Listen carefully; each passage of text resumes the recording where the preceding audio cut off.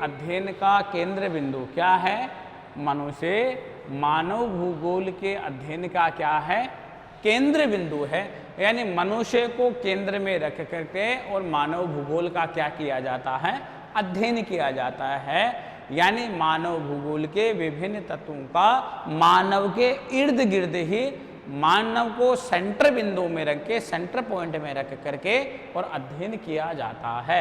और एक सक्रिय भौगोलिक कारक है।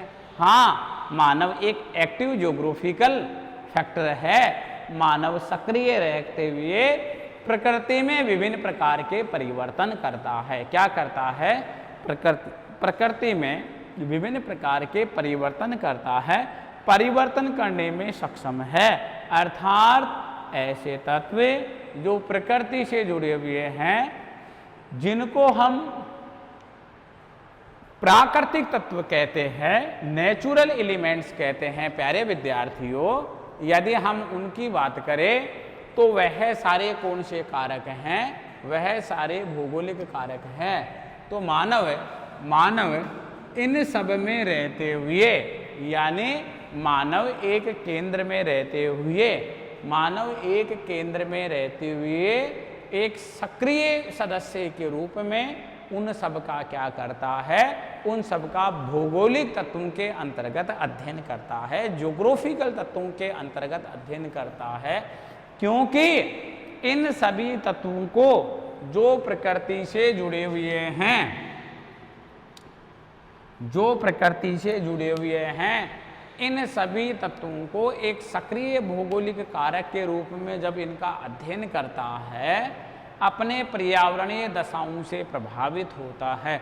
और मानव जिस स्थान विशेष पर रहता है, वहाँ पर जो पर्यावरण की दशाएं हैं, उन सभी पर्यावरण की दशाओं से क्या होता है? मानव उन सभी पर्यावरण की दशाओं से प्रभावित भी होता है, इफेक्टिव भी होता है। क्योंकि मानव पर उन प्राकृतिक तत्वों का, उस पर्यावरण का, उस एनवायरनमेंट का प्रभाव पड़ता है जो मानव के चारों ओर सराउंडिंग रूप में है, जो मानव को चारों ओर से घेरा हुआ है, जिस वह पर्यावरण में रहता है, जिस वातावरण में रहता है, वह वातावरण की दशाओं से मानव प्रभावित होता है।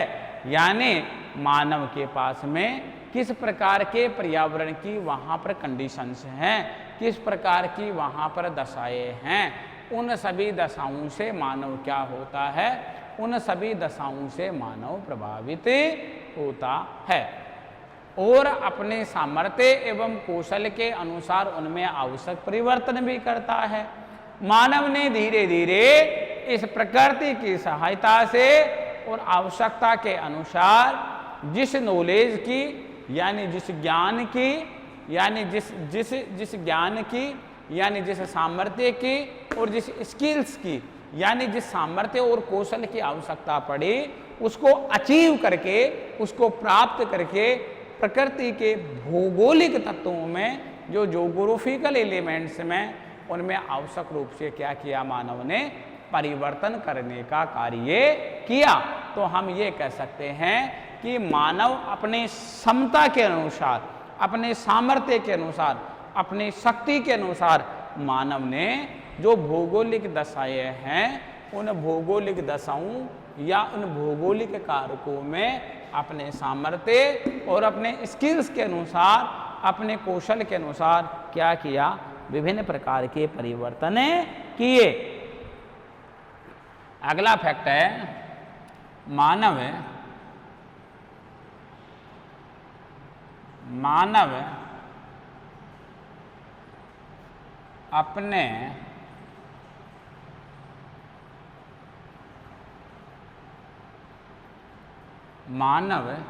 अपने यानी मानव क्या? मानव अपने या अपने मानव अपने सांस्कृतिक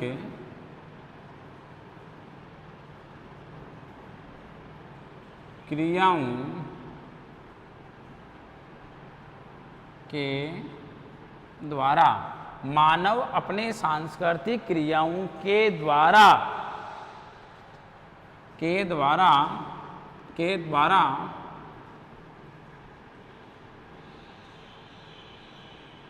प्राकृतिक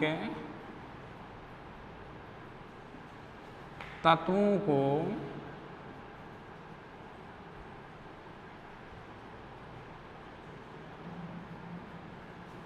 प्रभावित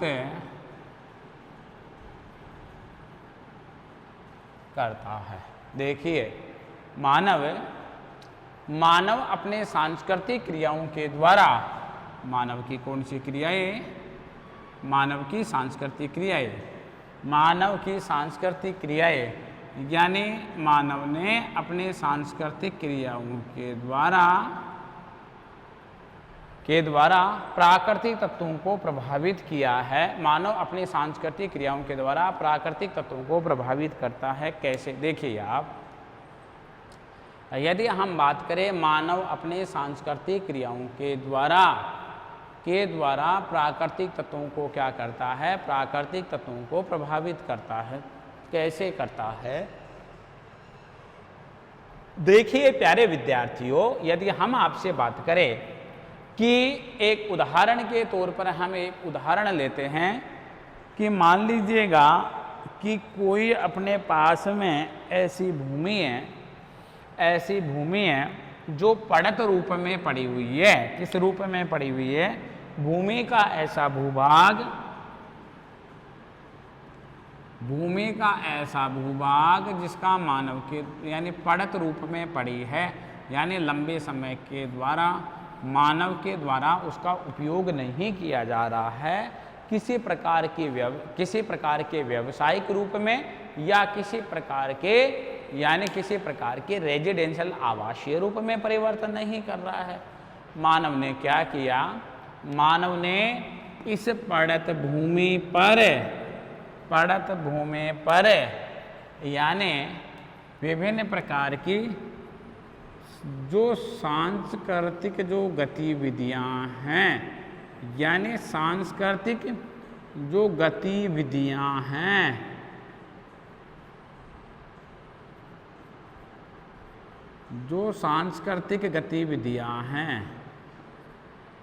उन सांस्कृतिक गतिविधियों को या का सर्जन करने के लिए तकनीक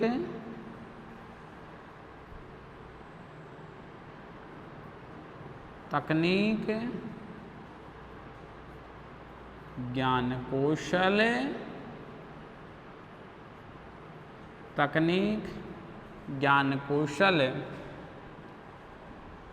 का क्या किया? प्रयोग किया। यानी मानव ने क्या किया कि यह भूमि जो वीरान रूप में पड़ी थी, जो खाली रूप में पड़ी थी, जिसमें किसी प्रकार का कोई कार्य नहीं होता था, न तो कौन सा कार्य हो रहा था, न तो व्यावसायिक कार्य हो रहा था, न तो कोई व्यावसायिक गतिविधि हो रही थी इस भूमि पर। जब व्यावसायिक गतिविधि नहीं हो रही थी तो कौन सी गतिविधि नहीं हो रही थी?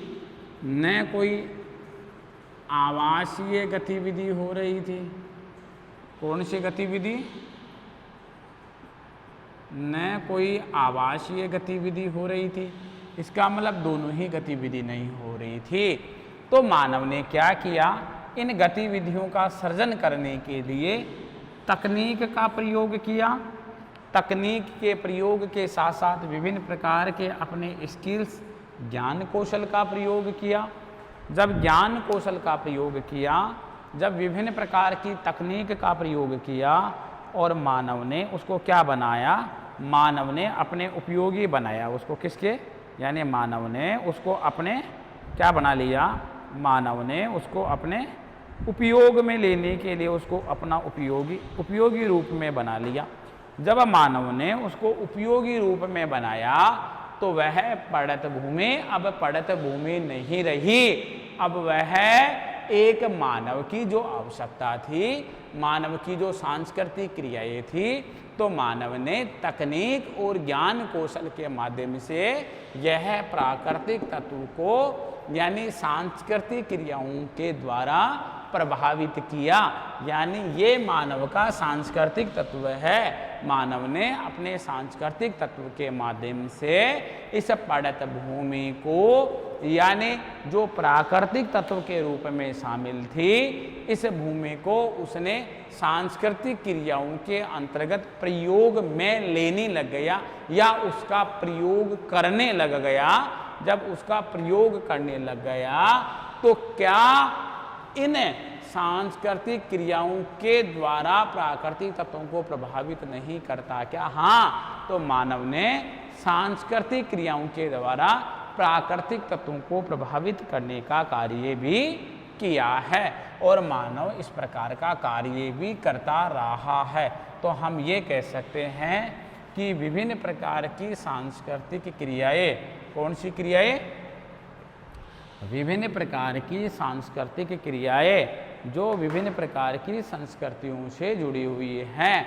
यदि हम उन सांस्कृतिक क्रियाओं की आपसे प्यारे विद्यार्थियों बात करें तो विभिन्न प्रकार की सांस्कृतिक क्रियाएं यानी मानव के प्राकृतिक तत्व को प्रभावित करती हैं, क्योंकि मानव अपने ज्ञान, अपने कौशल, अपने तकनीक, विभिन्न प्रकार के इनोवेशन, विभिन्न प्रकार के नवाचारों के माध्यम से यानी उन तत्वों को प्रभावित करने का क्या किया है? उन तत्वों को प्रभावित करने का कार्य किया है। तो हम ये कह सकते हैं कि मानव के सांस्कृतिक क्रियाओं की छाप प्रकृति के प्राकृतिक तत्वों पर पड़ती है। हम इस बिंदु को कतई नहीं नकार सकते हैं।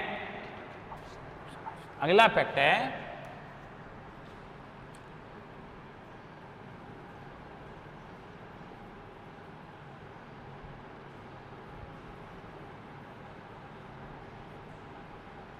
विभिन्न तत्वों के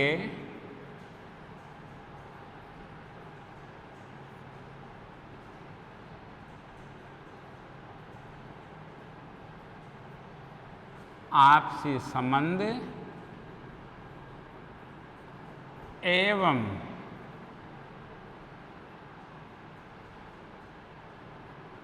विभिन्न तत्वों के आपसी संबंध एवं समायोजन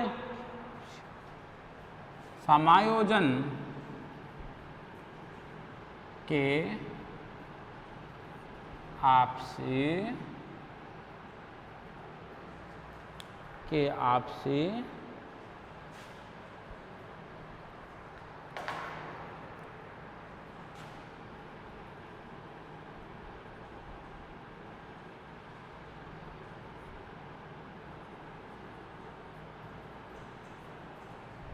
विभिन्न तत्वों के आपसी संबंध एवं समायोजन के आपसी अध्ययन हेतु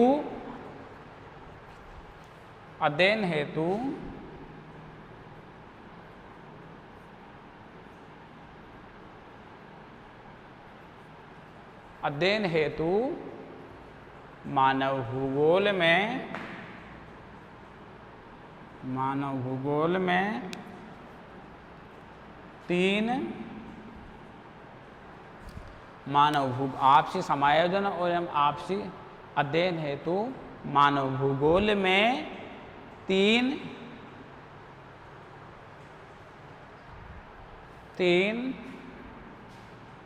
मौलिक सिद्धांतों तीन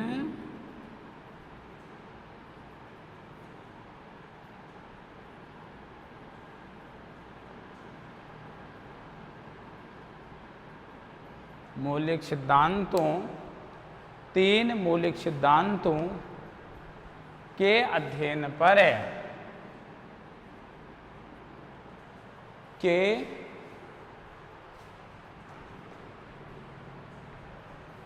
तीन मौलिक तीन मौलिक सिद्धांतों के अध्ययन पर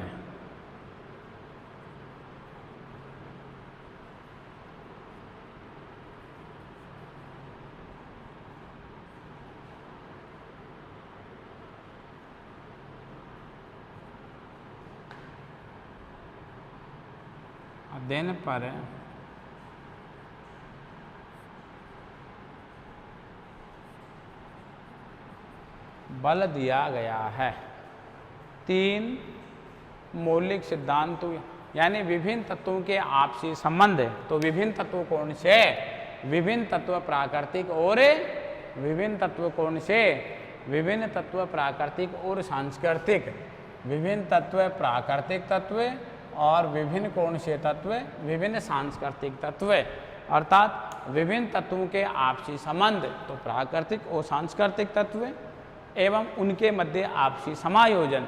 यदि मानव प्रकृति के तत्वों के साथ समायोजन नहीं बिठाएगा, आपसी कॉम्बिनेशन नहीं बिठाएगा, तो मानव अपने विकास की गति को आगे नहीं बढ़ा सकता है। जब मानव अपने विकास की गति को आगे नहीं बढ़ा सकता है तो उनमें आपसी समायोजन ही नहीं होगा, तो आपसी समायोजन का अध्ययन ही नहीं कर पाएगा। अर्थात हेतु मानव भूगोल में तीन मौलिक सिद्धांतों के अध्ययन पर अर्थात आपसी संबंध और समायोजन का से अध्ययन करना चाहता है मानव। एक तो आपस में संबंध और एक आपसी समायोजन कॉम्बिनेशन। एक तो आपस में संबंध और एक आपसी कॉम्बिनेशन समन्वय करके और मानव अध्ययन करना चाहता है। तो मानव को अध्ययन करने के लिए प्राकृतिक तत्वों का और सांस्कृतिक तत्वों का अध्ययन करने के लिए मानव के पास में तीन प्रिंसिपल्स आए, मानव के पास में तीन सिद्धांत आए। मैं उन तीन सिद्धांतों की आपसे प्यारे विद्यार्थियों बात कर रहा हूं कि वह तीन सिद्धांत हमारे पास में कौन से हैं। यदि मैं उन तीन सिद्धांतों की आपसे बात करूं तो पहला सिद्धांत आता है क्रियाशीलता का सिद्धांत। पहला सिद्धांत आता है क्रियाशीलता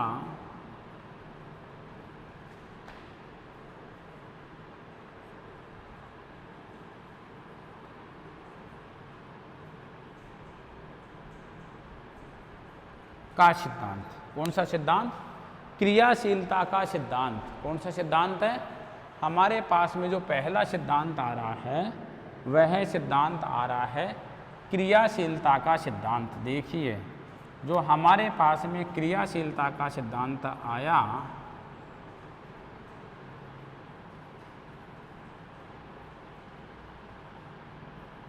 पहला सिद्धांत हमारे पास में आ रहा है कौन सा? पहला सिद्धांत हमारे पास में क्रियाशीलता का आ रहा है प्रिंसिपल ऑफ एक्टिविटी। देखिए प्रिंसिपल ऑफ एक्टिविटी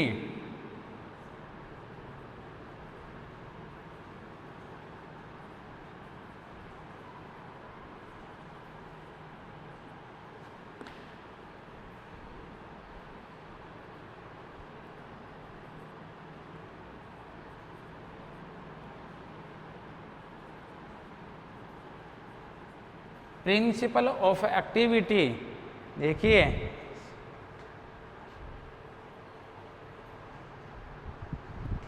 प्रिंसिपल क्रियाशीलता का सिद्धांत अर्थात इसी सिद्धांत का एक अन्य नाम और है। इसी सिद्धांत का एक अन्य नाम और है। उस अन्य नाम की भी मैं आपसे प्यारे विद्यार्थियों बात कर लेता हूँ। अन्य नाम क्या है उसके मैं बात कर लेता हूँ। परिवर्तन का सिद्धांत। कौन सा सिद्धांत? इसी का ही दूसरा नाम है परिवर्तन का सिद्धांत। कौन सा सिद्धांत? परिवर्तन का सिद्धांत। इसी को ही कहते हैं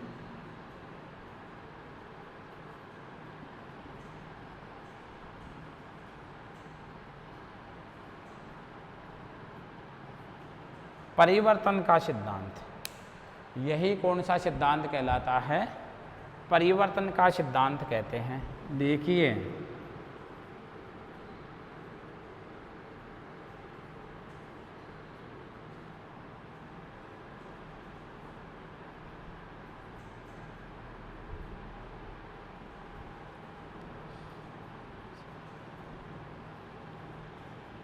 प्रिंसिपल ऑफ चेंज, हम बात करें कि प्रिंसिपल ऑफ चेंज की बात कर रहे हैं हम बात कर रहे हैं प्रिंसिपल ऑफ चेंज की, यानी क्रियाशीलता का, एक्टिविटी का सिद्धांत, यानी क्रियाशीलता का principle of activity and principle यानी अथवा और यानी principle of change. Principle of हम चेंज की बात कर रहे हैं आपसे कि हमारे पास में जो आ रहा है वह आ रहा है प्रिंसिपल ऑफ चेंज।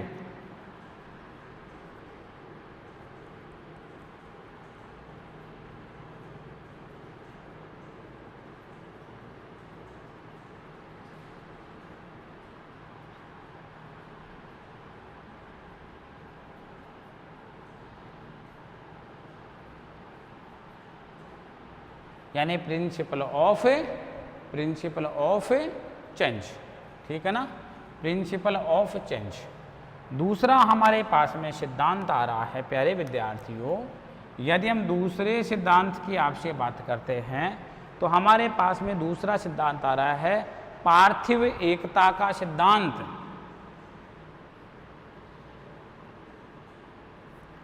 पार्थिव एकता का सिद्धांत। कौन सा सिद्धांत? पार्थिव एकता का, principle of terrestrial, principle of terrestrial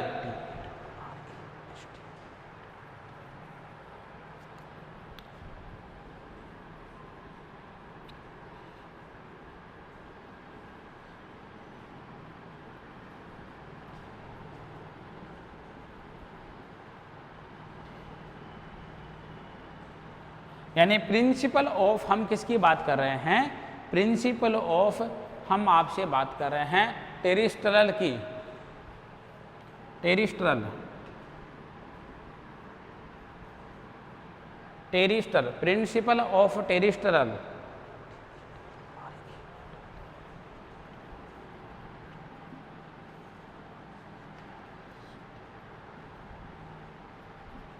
principle of terrestrial, देखिए आप, हमारे पास में आता है प्रिंसिपल ऑफ टेरिस्ट्रल।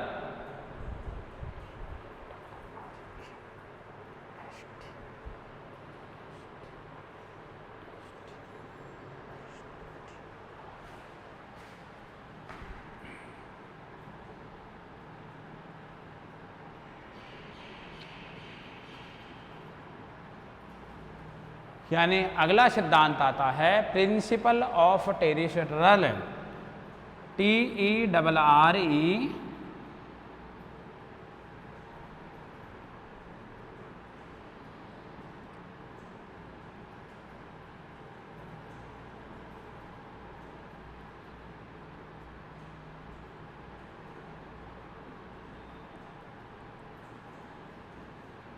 ये देखिए दूसरा सिद्धांत आता है प्रिंसिपल ऑफ टेरिस्ट्रल।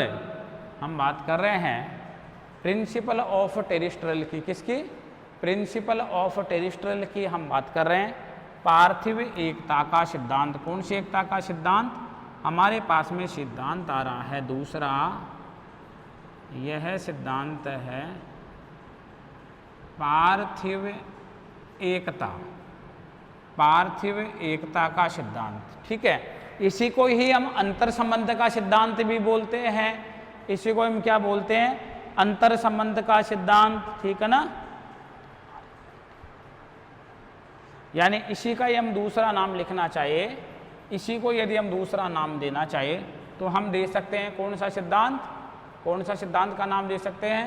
हम दे सकते हैं यानी principle of inter relationship, principle of inter relationship. क्या? Principle of inter relationship. देखिए आप, और अंतर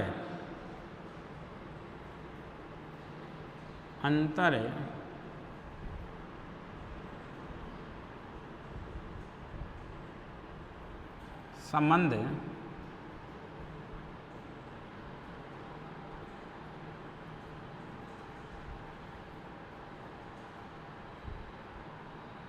अंतर संबंध का सिद्धांत। कौन सा सिद्धांत? अंतर संबंध का सिद्धांत। तो ये सिद्धांत हमारे पास में आ रहा है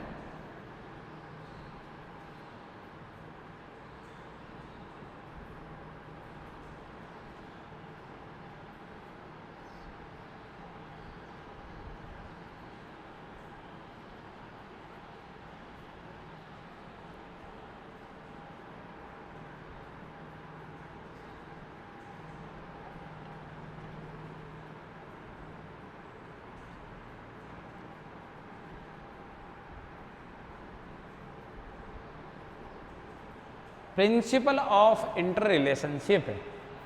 प्रिंसिपल ऑफ इंटर रिलेशनशिप। कौन सा? Principal of inter relationship.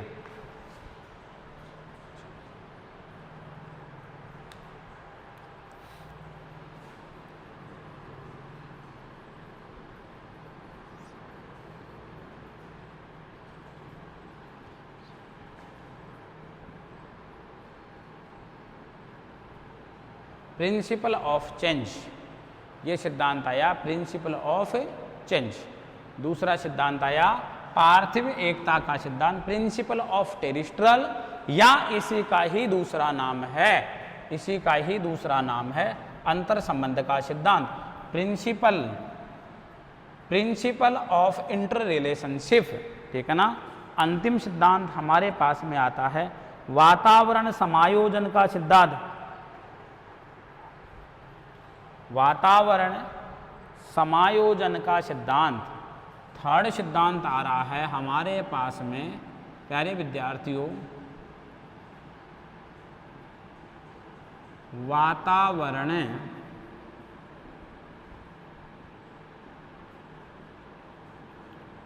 समायोजन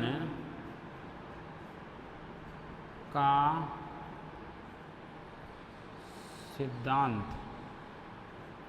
वातावरण समायोजन का सिद्धांत। कौन सा सिद्धांत? वातावरण समायोजन का सिद्धांत, यानी एनवायरमेंट एडजस्टमेंट।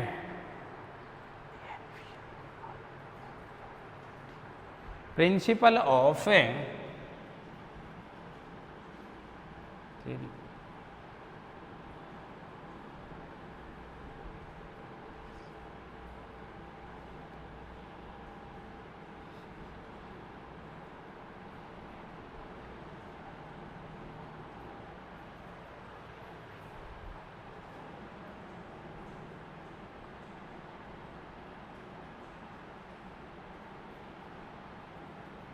यानी प्रिंसिपल ऑफ एनवायरमेंट एडजस्टमेंट।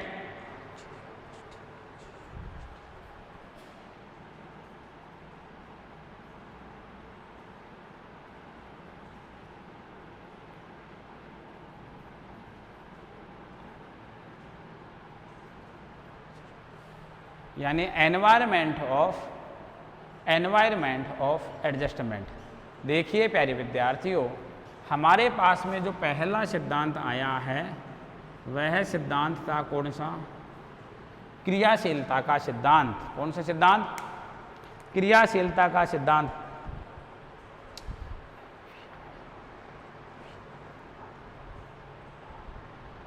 देखिए पहला सिद्धांत था principal of activity. Principal of activity, principal of activity. आगे चलते हैं।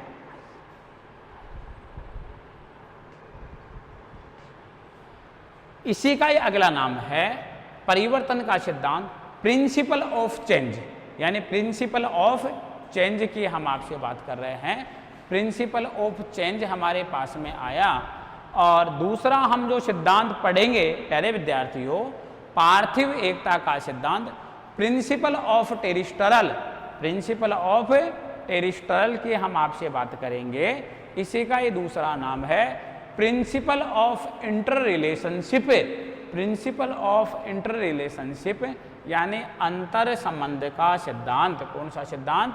अंतर संबंध का सिद्धांत। अगला आता है वातावरण समायोजन का सिद्धांत। यदि अगले की हम बात करते हैं आपसे, तो अगला हमारे पास में कौन सा सिद्धांत आता है? अगला सिद्धांत हमारे पास में आता है कि वातावरण, कौन सा? वातावरण समायोजन का सिद्धांत। कौन सा सिद्धांत? वातावरण समायोजन का सिद्धांत। देखिए, यानी अगला सिद्धांत आता है प्रिंसिपल ऑफ एनवायरमेंट एडजस्टमेंट, यानी प्रिंसिपल ऑफ एनवायरमेंट एडजस्टमेंट, यानी क्रियाशील, प्रत्येक व्यक्ति क्रियाशील है, तो क्रियाशीलता के आधार पर हम इसके फैक्चुअल चीज़ों को पढ़ेंगे, विस्तृत व्याख्या करेंगे। प्यारे विद्यार्थियों, प्रकृति में परिवर्तन होता है, हम मानते हैं कि प्रत्येक वस्तु क्या है? परिवर्तनशील है। बस इसी की ही हम व्याख्या इस सिद्धांत में करेंगे। कौन से सिद्धांत में करेंगे? क्रियाशीलता का सिद्धांत या परिवर्तन का सिद्धांत। हमने पहले वाले फैक्ट में, बेसिक कॉन्सेप्ट में ये लिखा है प्यारे विद्यार्थियों कि प्रकृति के सांस्कृतिक तत्वों में और प्रकृति के प्राकृतिक तत्वों के मध्य क्या होता है?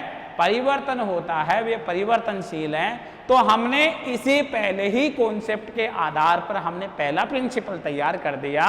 हमारे पास में जो पहला प्रिंसिपल आया है वह आया है प्रिंसिपल ऑफ एक्टिविटी या प्रिंसिपल ऑफ चेंज, यानी परिवर्तन का सिद्धांत या क्रियाशीलता का सिद्धांत। तो हमने इस पहले ही कॉन्सेप्ट के आधार पर ऐसा सिद्धांत, ऐसा प्रिंसिपल तैयार किया कि प्रकृति की प्रत्येक वस्तु, प्रत्येक तत्वों में क्या होता है? परिवर्तन होता है, अर्थात वह क्रियाशील है। तो उसी के आधार पर हमारा पहला सिद्धांत तैयार हो गया।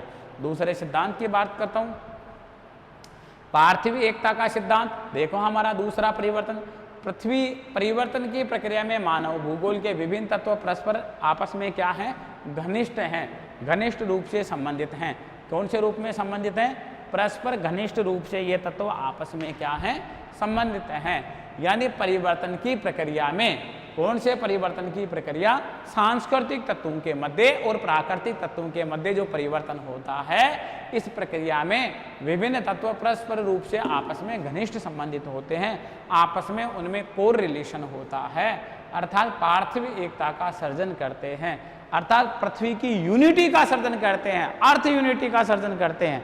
अर्थात इसी पार्थिव एकता के सर्जन के आधार पर हमारा दूसरा, आपस में उनमें इंटर रिलेशन है, तो इसी के आधार पर हमारा दूसरा सिद्धांत तैयार हो गया, पार्थिव एकता का सिद्धांत, प्रिंसिपल ऑफ टेरिस्टरल, अर्थात आपस में इनके मध्य इंटर रिलेशनशिप है, यानी अंतर संबंध है। दूसरा, वातावरण का समायोजन। देखिए अंतिम हमारा जो बेसिक, जो जनरल इंट्रो का बिंदु है, यानी वातावरण के साथ क्या? समायोजन, अर्थात विभिन्न तत्वों के आपसी संबंध एवं समायोजन के आपसी अध्ययन हेतु मानव भूगोल में 3 सिद्धांत, अर्थात क्या हैं?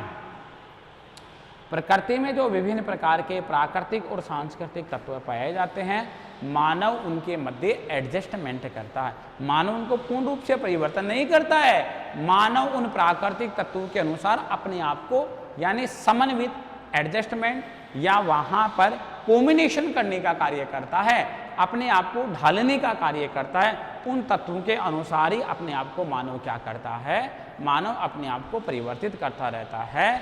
तो विद्यार्थियों, हम इस टॉपिक को आगे बढ़ाने जा रहे हैं और हमारे मेन मुद्दे पर जो आ रहे हैं, ये तो हमने सामान्य परिचय पढ़ा था इन मानव भूगोल के सिद्धांतों का। तो हमारे को कितने सिद्धांत पढ़ने हैं?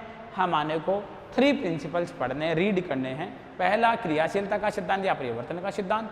दूसरा, पार्थिव एकता का सिद्धांत या अंतर संबंध का सिद्धांत। तीसरा, वातावरण समायोजन का सिद्धांत। मैं आगे बढ़ाता हूं टॉपिक को। प्यारे विद्यार्थियों, देखिए,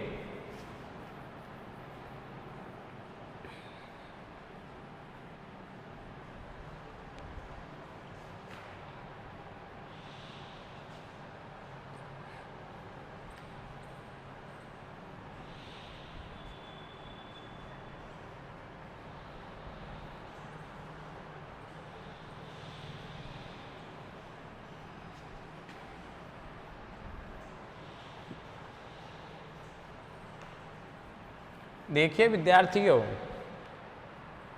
हम फर्स्ट प्रिंसिपल की ओर आते हैं और फर्स्ट प्रिंसिपल की हम आपसे चर्चा करते हैं।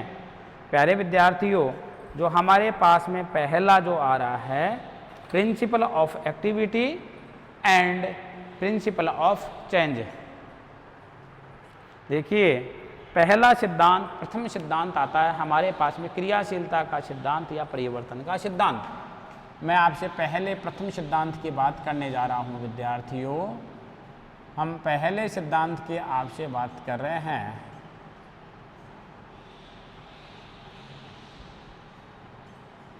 क्रियाशीलता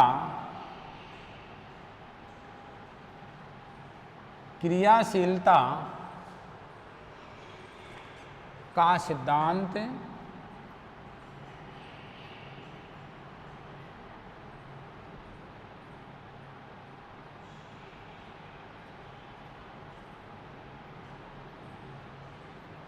क्रियाशीलता का सिद्धांत या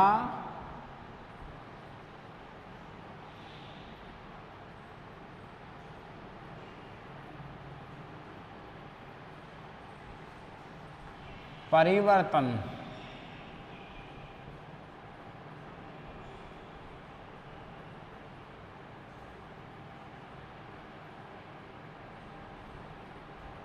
का सिद्धांत, क्रियाशीलता का सिद्धांत या परिवर्तन का सिद्धांत। देखिए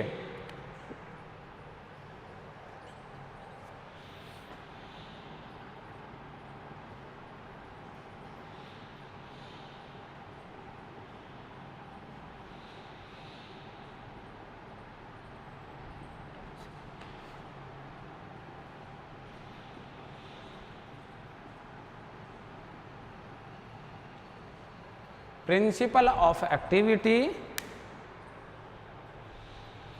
और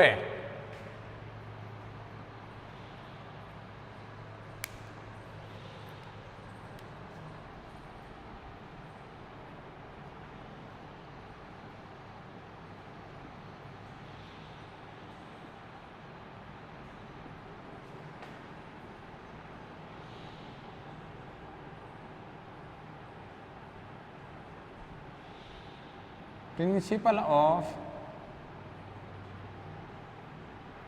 change, principle of activity and principal of change. ठीक है ना।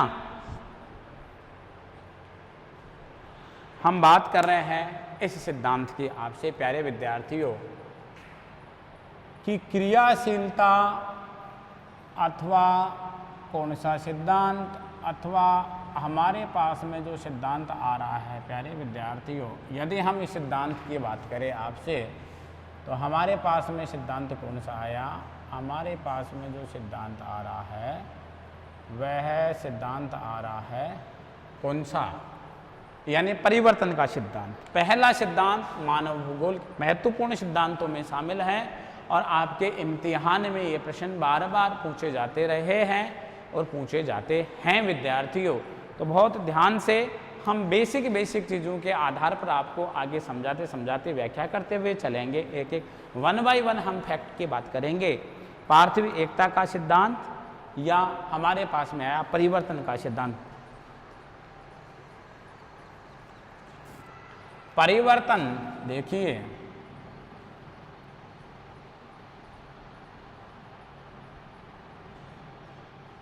परिवर्तन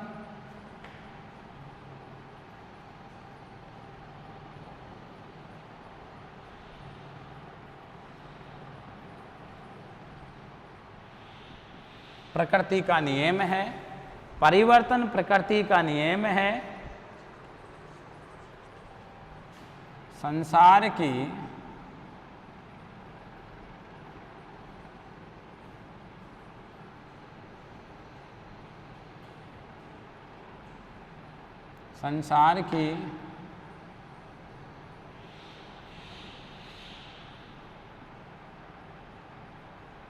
कोई भी वस्तु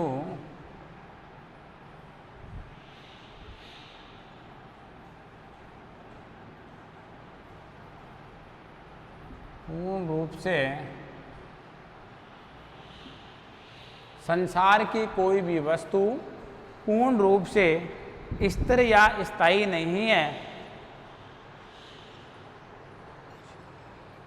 स्थिर या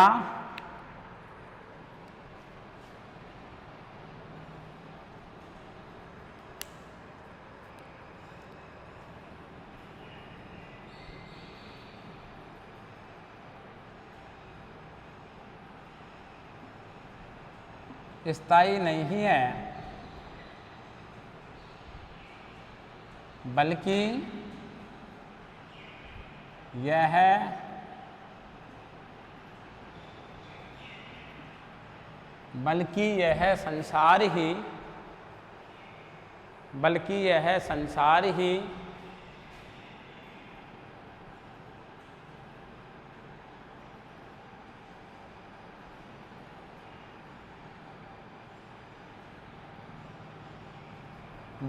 संसार ही परिवर्तनशील है, बल्कि ये संसार ही क्या है, परिवर्तनशील है। देखिए बहुत अच्छा कॉन्सेप्ट है प्यारे विद्यार्थियों, क्रियाशीलता के सिद्धांत के ऊपर पहला हमारा जो फैक्ट आया वो अति महत्वपूर्ण फैक्टों में शामिल है। देखिए आप,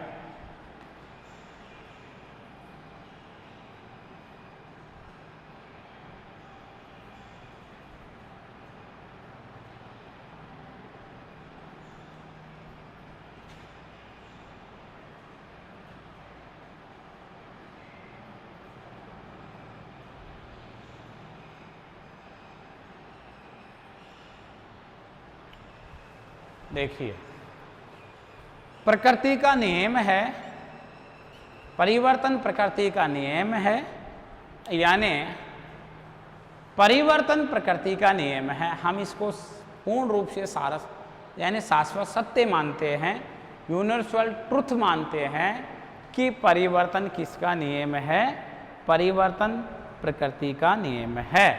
हाँ, हम इस बात को स्वीकार करते हैं कि परिवर्तन किसका नियम है, प्रकृति का नियम है।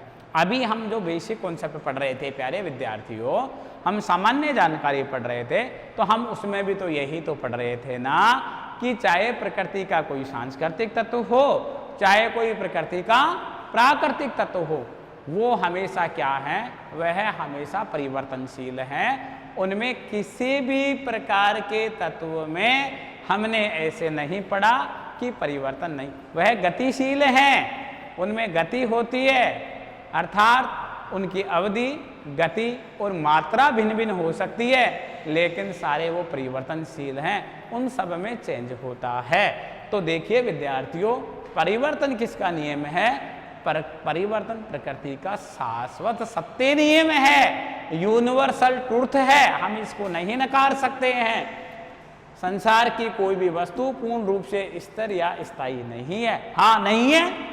संसार की चाहे सांस्कृतिक तत्व की वस्तु हो और चाहे वो प्राकृतिक तत्व की वस्तु हो, चाहे वो भौगोलिक तत्व की वस्तु हो, चाहे वो सांस्कृतिक तत्व की वस्तु हो, वो पूर्ण रूप से स्थायी नहीं है, वह पूर्ण रूप से स्टेबल नहीं है, अर्थात उसमें किसी न किसी प्रकार से परिवर्तन तो हो रहा है प्यारे विद्यार्थियों।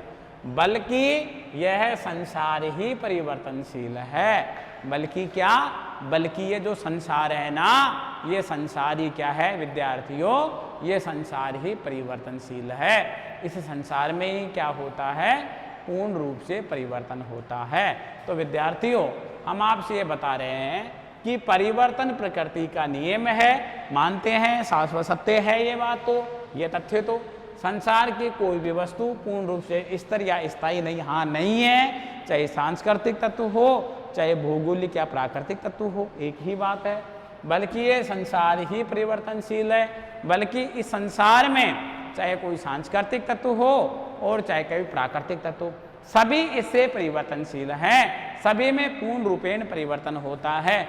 चाहे समय अधिक लग सकता है, टाइम ड्यूरेशन लॉन्ग हो सकता है, या टाइम टर्न शॉर्ट हो सकता है, मोशन स्लो हो सकता है, मोशन फास्ट हो सकती है, ठीक है ना। यानी क्वांटिटी अधिक हो सकती है और क्वांटिटी कम हो सकती है, लेकिन परिवर्तन तो पूर्ण सत्य है, हम परिवर्तन के बारे में तो नहीं नकार सकते हैं। अगला फैक्ट है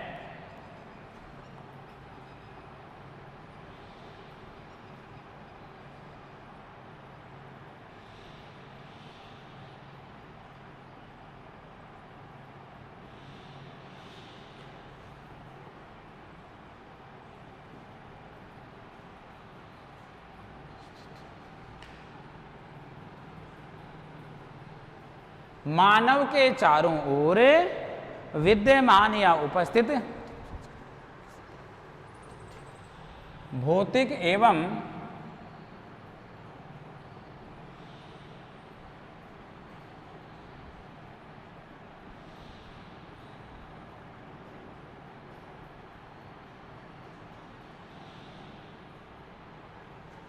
सांस्कृतिक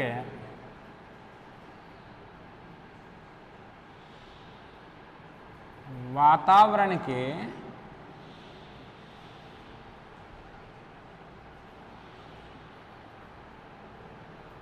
सभी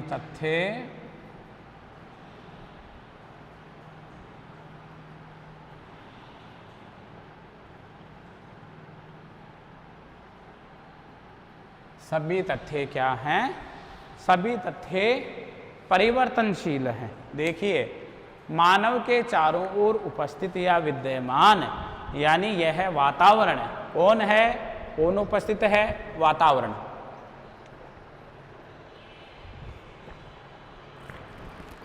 मानव के चारों ओर उपस्थित है।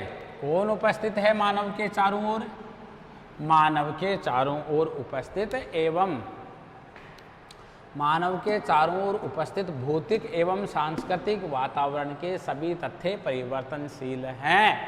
अर्थात मानव जिस वातावरण में रहता है, मानव सांस्कृतिक और भौतिक वातावरण में रहता है, फिजिकल और कल्चरल एनवायरनमेंट में मानव रहता है। जब मानव सांस्कृतिक और भौतिक वातावरण में रहता है तो इसके सभी जो तत्व हैं, सभी जो तथ्य हैं, वो सभी तथ्य क्या हैं? सभी तथ्य परिवर्तनशील हैं, सभी में चेंज होता है। तो हम ये कह सकते हैं कि मानव के चारों ओर उपस्थित भौतिक एवं सांस्कृतिक वातावरण के सभी तथ्य परिवर्तनशील हैं। हाँ, परिवर्तनशील हैं। अर्थात मानव ने अपने शारीरिक श्रम और तकनीकी की सहायता से जिन सांस्कृतिक तत्वों का निर्माण किया, क्या उनमें परिवर्तन नहीं हुआ? क्या उनमें परिवर्तन होता है ना?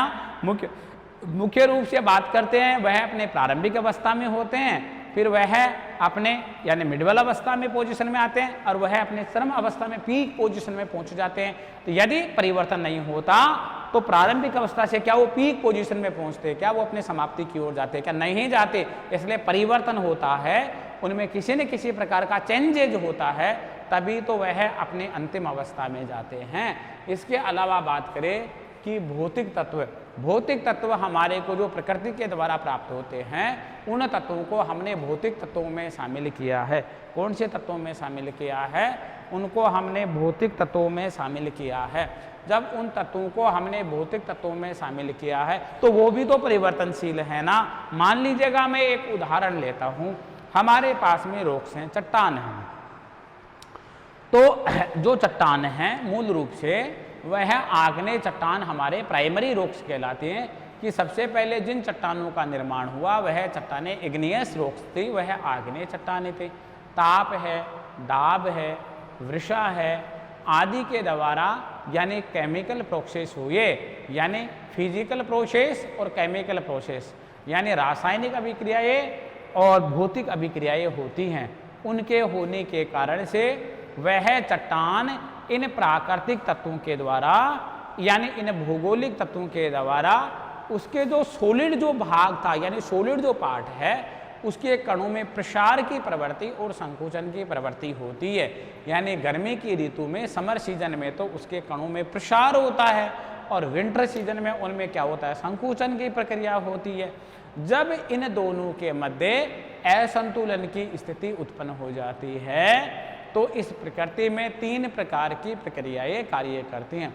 सबसे पहले वेदरिंग का प्रोसेस होता है, वेदरिंग के बाद में इरोजनल प्रोसेस होता है, इरोजनल प्रोसेस के बाद में डिपोजिशनल प्रोसेस होता है, निक्षेपण का कार्य होता है। तो यानी जो हमारे पास में जो सबसे पहला प्रोसेस आता है, प्रक्रिया आती है, वह अपक्षय की प्रक्रिया आती है। यदि मैं अपक्षय की प्रक्रिया से आपसे बात करूं प्यारे विद्यार्थियों, तो इस अपक्षय की प्रक्रिया में क्या होता है? इसमें चट्टान जो मूल चट्टान होती है उसमें भौतिक तत्वों के कारण से, भौगोलिक तत्वों के कारण से, ताप के कारण से, दाब के कारण से, वर्षा के कारण से, हवा के कारण से, वह चट्टानें अपने मूल स्थान पर ही टूट करके और बिखर जाती है, विदीर्ण हो जाती है, अर्थात उसमें विदीर्ण होने की प्रक्रिया होती है। इसका मतलब मूल चट्टान में परिवर्तन आया ना। पहले तो वह चट्टान एक संगठित रूप में थी, अब उस चट्टान में चटकन क्रेक आ गया, तो क्रेक आ जाने के कारण से क्या उसमें परिवर्तन नहीं हुआ, उसमें भौतिक परिवर्तन हुआ ना। अब उसमें केमिकल प्रोसेस होगा। अब जैसे ही वर्षा का जल उसमें भर जाएगा तो उस चट्टान में विभिन्न प्रकार के जो रासायनिक तत्व जो उपस्थित हैं, यानी जो यानी केमिकल एलिमेंट्स उपस्थित हैं, वह रासायनिक तत्व क्या करेंगे, वह रासायनिक तत्व रासायनिक अभिक्रिया करके और वह जो क्रेक था, वह जो दरार थी, उस दरार की आकृति को बढ़ाएंगे, उसको प्रसार करेंगे।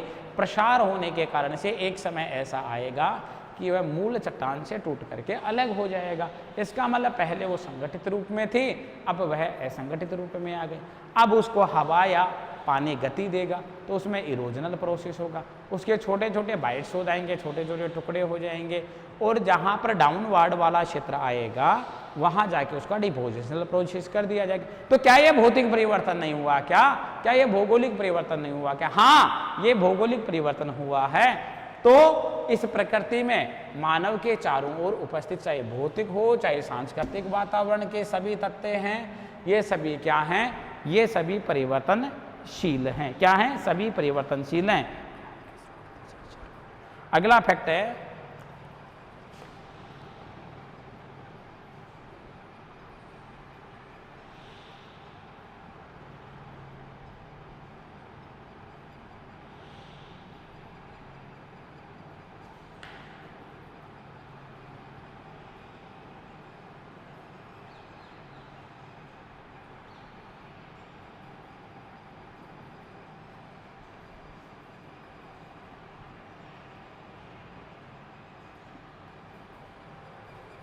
पर्यावरण के सभी तत्व, चाहे जड़ हो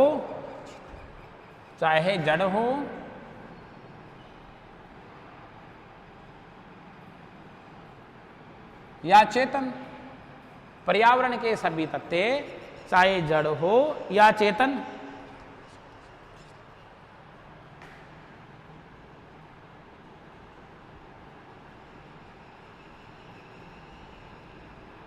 प्राकृतिक हो या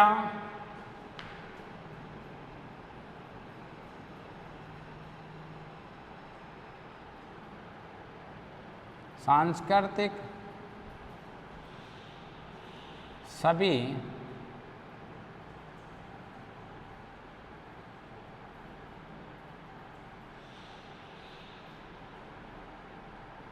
सभी क्या हैं? सभी परिवर्तनशील हैं और उनके स्वरूप में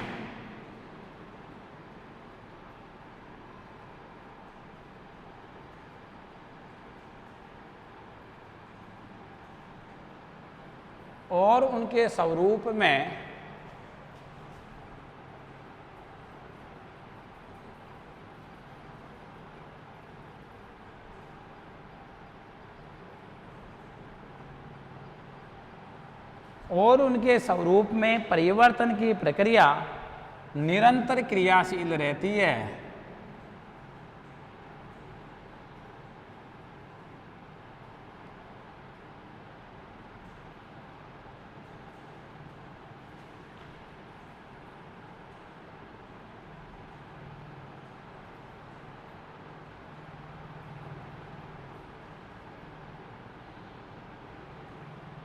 निरंतर क्रियाशील रहती है।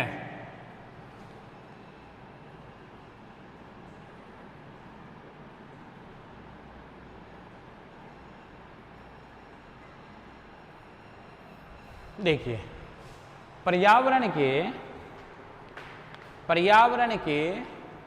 सभी तथ्य, यानी पर्यावरण के सभी तथ्य, तो सभी तथ्य हम बार बार बात कर रहे हैं ना विद्यार्थियों। प्राकृतिक तथ्य हो सकते हैं और सांस्कृतिक तथ्य हो सकते हैं। पर्यावरण के सभी तथ्य, चाहे वो जड़ हो चाहे वो एक स्थान पर स्टेबल हो, उसमें किसी प्रकार की गति नहीं होती हो, चाहे गतिशील हो, चाहे वो चेतन हो, चाहे एक्टिव हो, प्राकृतिक हो या सांस्कृतिक, किसी भी प्रकार के हो सकते हैं।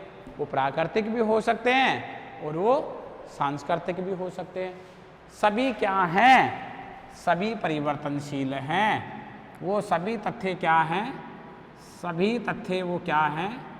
सभी तथ्य परिवर्तनशील हैं। क्या हैं ये सभी तथ्य? परिवर्तनशील हैं और उनके स्वरूप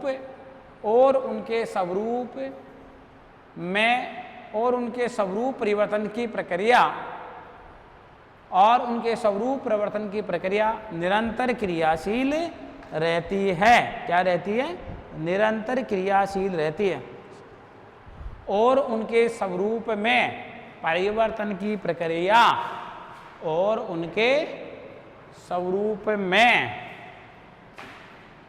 देखो यहाँ भाई लाइन को कॉम्बिनेशन थोड़ा सा कनेक्टिविटी सही बनाते हैं। और उनके स्वरूप में परिवर्तन की प्रक्रिया निरंतर क्रियाशील रहती है। उनका जो स्वरूप है ना, उनका जो स्ट्रक्चर है ना, उसके स्ट्रक्चर में परिवर्तन की प्रक्रिया क्या रहती है? परिवर्तन की प्रक्रिया में, यानी उनके स्वरूप में जो परिवर्तन की प्रक्रिया है वो निरंतर क्रियाशील रहती है। कंटिन्यू उसमें क्या होता रहता है? कंटिन्यू उसमें परिवर्तन होता रहता है। यानी पर्यावरण के सभी तथ्य, चाहे जड़ हो, चाहे उनमें गति होती हो, चाहे गति नहीं होती हो, चाहे वो चेतन हो, चाहे वह जड़ हो।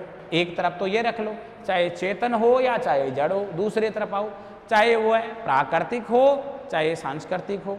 यानी प्राकृतिक या सांस्कृतिक हो सकते हैं, चेतन या जड़ हो सकते हैं, किसी भी प्रकार के हो सकते हैं।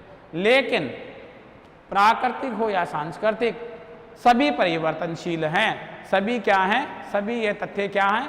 सभी तथ्य परिवर्तनशील हैं और उनके स्वरूप में परिवर्तन की प्रक्रिया निरंतर क्रियाशील रहती है। और उनके स्वरूप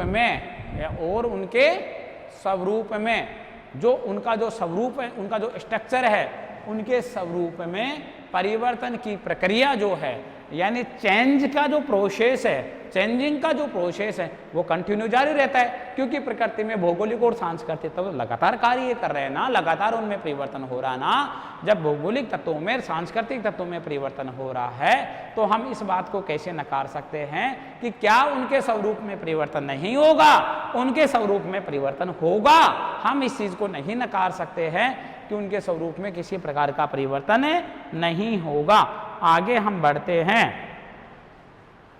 आगे हम चलते हैं।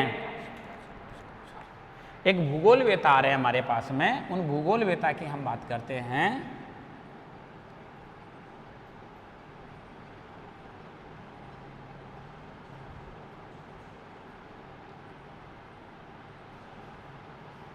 फ्रांसीसी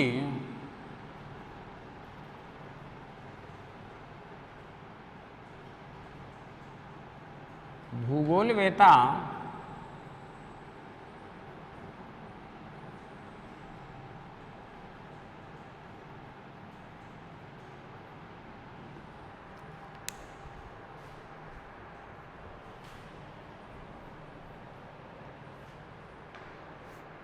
फ्रांसीसी भूगोलवेता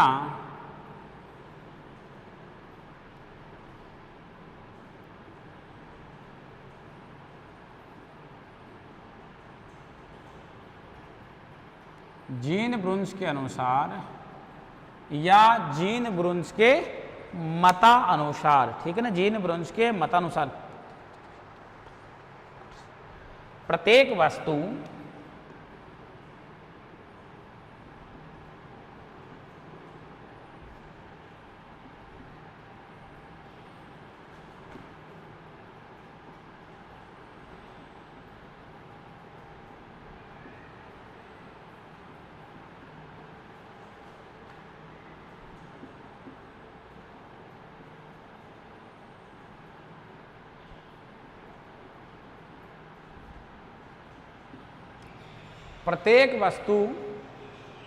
प्रत्येक वस्तु